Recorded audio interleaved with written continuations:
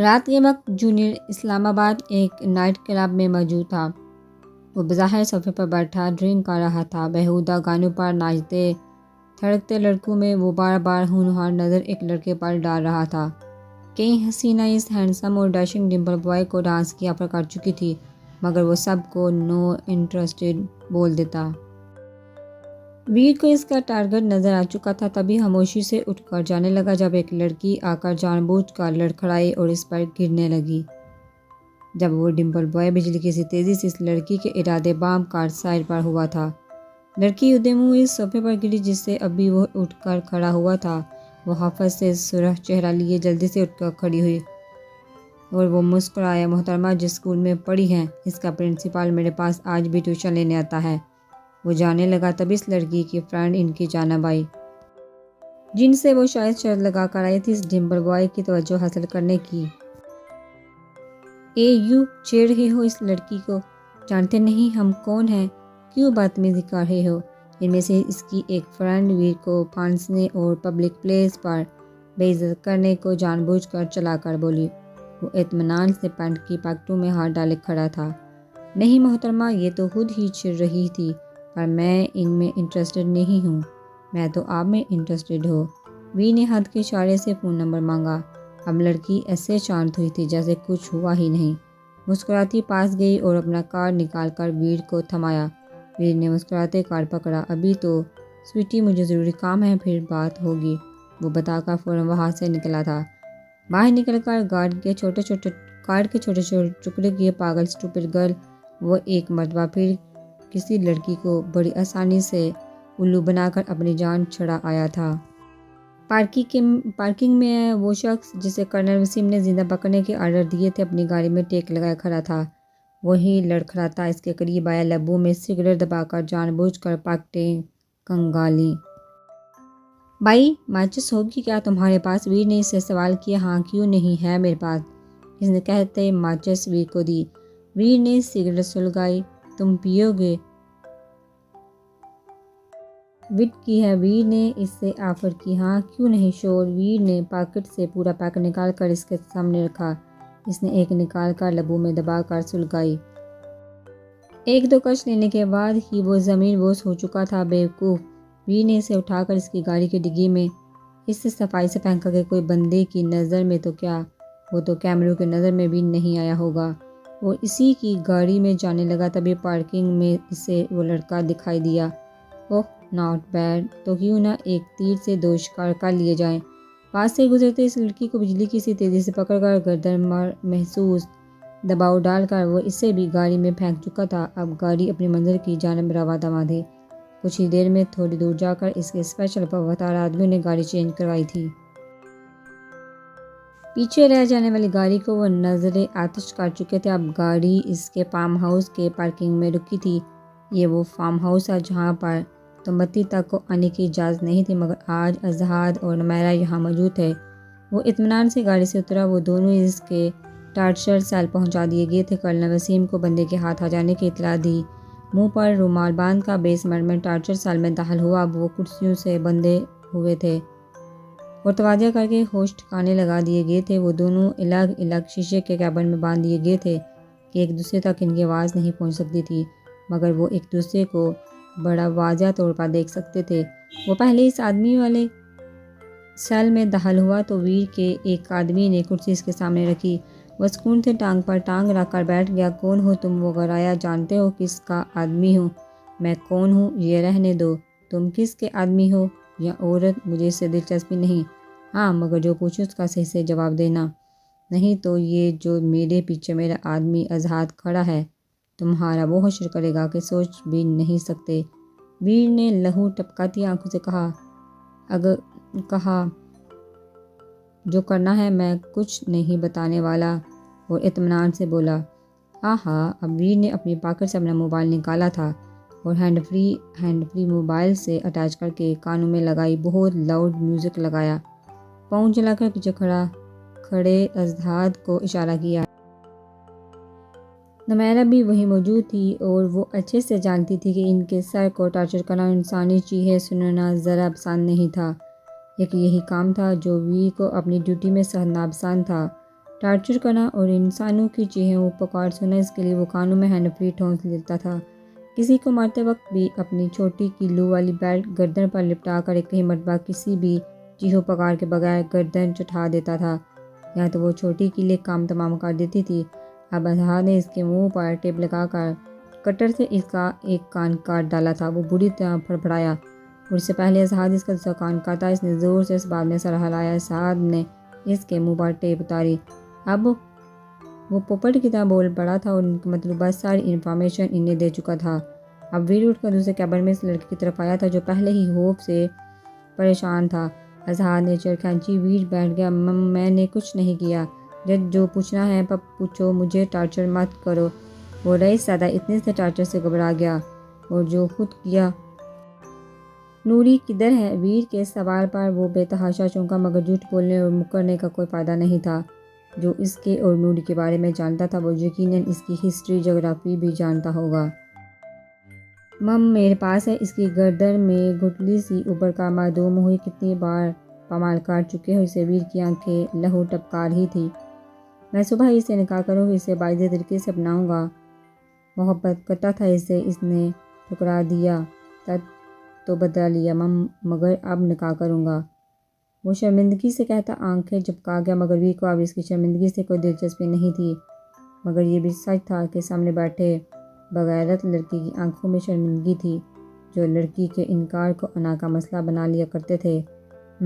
Good, اب مجھے کوئی کمپلین نہیں ملنی چاہیے، نہیں تو یہ سامنے والے آدمی کے تو صرف کان کاٹے ہیں۔ تمہیں تو ایسی سزا دوں گا پھر کبھی کسی کو بے عزت نہیں کر پاؤ گے، سمجھے؟ ویر گھرایا اور وہاں سے نکل کر اوپر چلا آیا۔ ابھی سے پتہ تھا انہیں اظہار ہینڈل کر لے گا۔ وہ سکون سے سلطان مینشن چلایا۔ سہانا یونی وقت سے پہلے آ جایا کرتی تھی، اب بھی بلیک جینز کی پینٹ کو اوپر بلو ٹاپ اور یلو مفلر گلے میں پہن رکھا تھا۔ وہ اپنی محبت، اپنے عشق شاہزین کو پیچھا کرنے کے لیے وقت سے پہلے بھاگ رہی تھی۔ اسٹڈی کو بھی توجہ دینی ضروری تھی اور دل کے ہاتھوں مجبور ہو کر اس دشمن جاں کے پیچھے بھی کچے دھاگے سے بندھی چلی جاتی تھی، مگر ابھی تک کسی کو کانوں کان خبر بھی نہیں ہونے دی تھی کہ وہ کیا کرتی پھر رہی ہے۔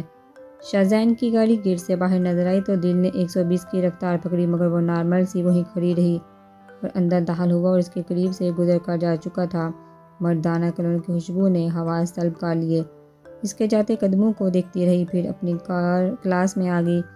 وہ جو کلاس میں داخل ہوا، فارس و حمزہ آج پہلے سے موجود تھے۔ جلد ہی ان کی کلاسز شروع ہو چکی تھی۔ 1 بجے وہ کینٹین آئے تو آج کچھ غیر معمولی نہیں ہوا تھا، تو شاہزین نے موبائل کی جانب دیکھا۔ لگتا ہے میری رات کی باتوں سے ہٹ ہوگی محترمہ، دل میں سوچا۔ چھوڑو بھی، میں کیوں سوچ رہا ہوں اس کے بارے میں، اس نے سر جھٹکا۔ 2 بجے وہ اپنے محسوس ٹائم لائبریری آیا تھا۔ حمزہ آواز جا چکے تھے، وہ بکس میں مگن سا تھا۔ چھوٹی الائچی چباتے اس کے ارد گرد کا ایک تائرانہ سا جائزہ لیا، جب پروفیسر خورشید کی سبجیکٹ کی کوئی ایک بک تلاش کرنے اپنی جگہ سے اٹھا۔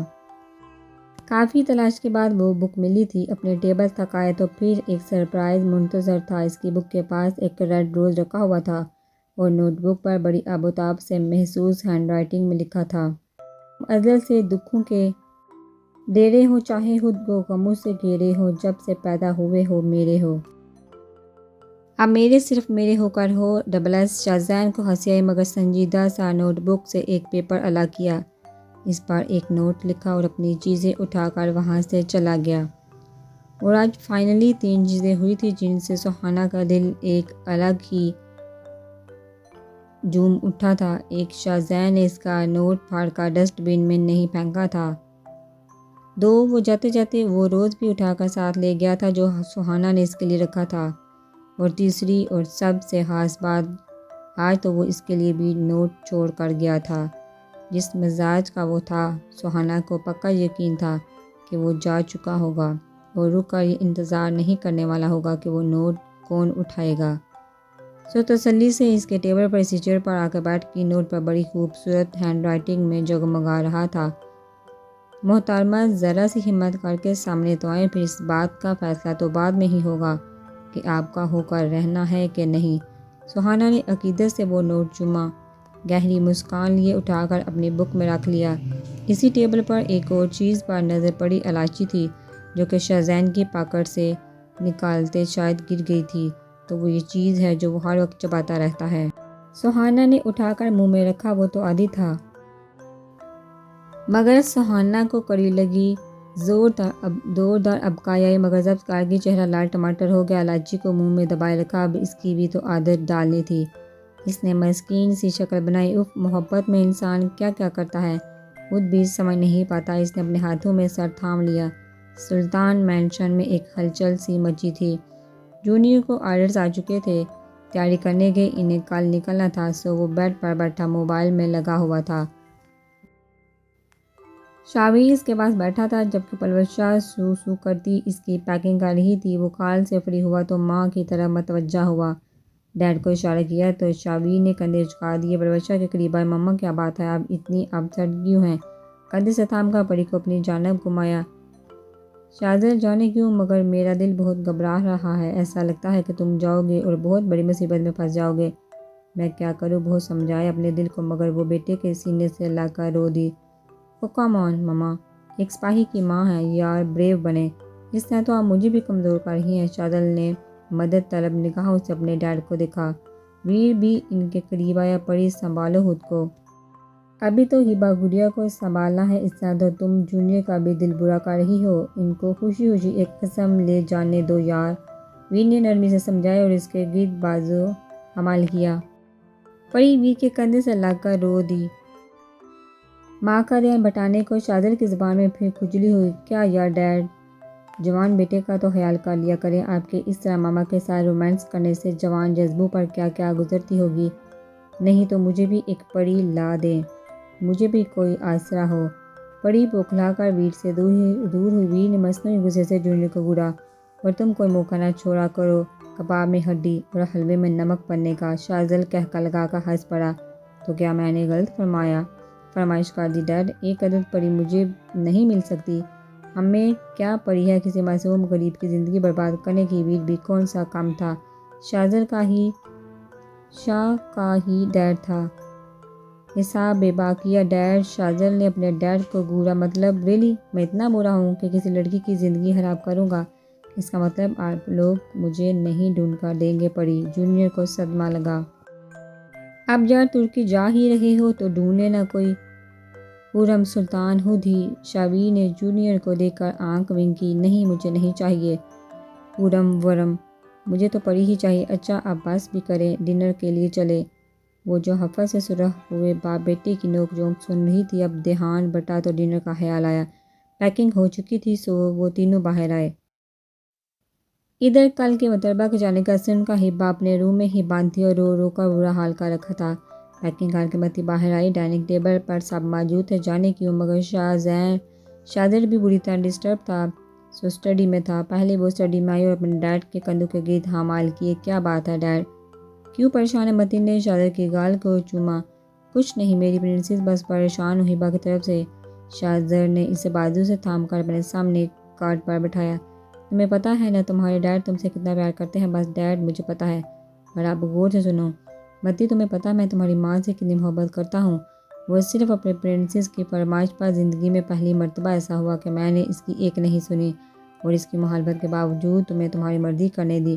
اپنا بہت سارا خیال رکھنا متی، کیونکہ اگر تمہیں کچھ بھی ہو گیا تو یقین کرو متی، میری پرنسس ہبا مجھے کبھی معاف نہیں کریں گی۔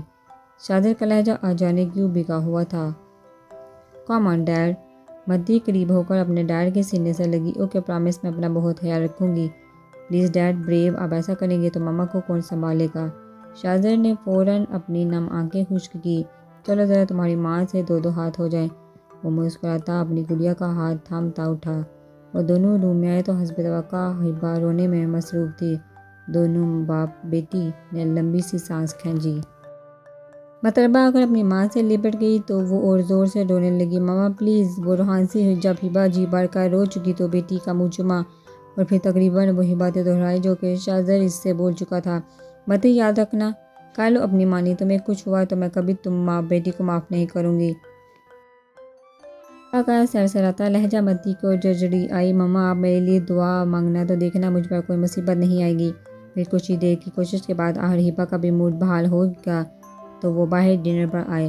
اور حسب معمول ہی ڈنر پر جونیئر متی، شازین اور ربیہ کے شرشرابے اور ہنگامے پر سب وقتی طور پر ہی صحیح اپنے تمام ٹینشنز بھول گئے تھے۔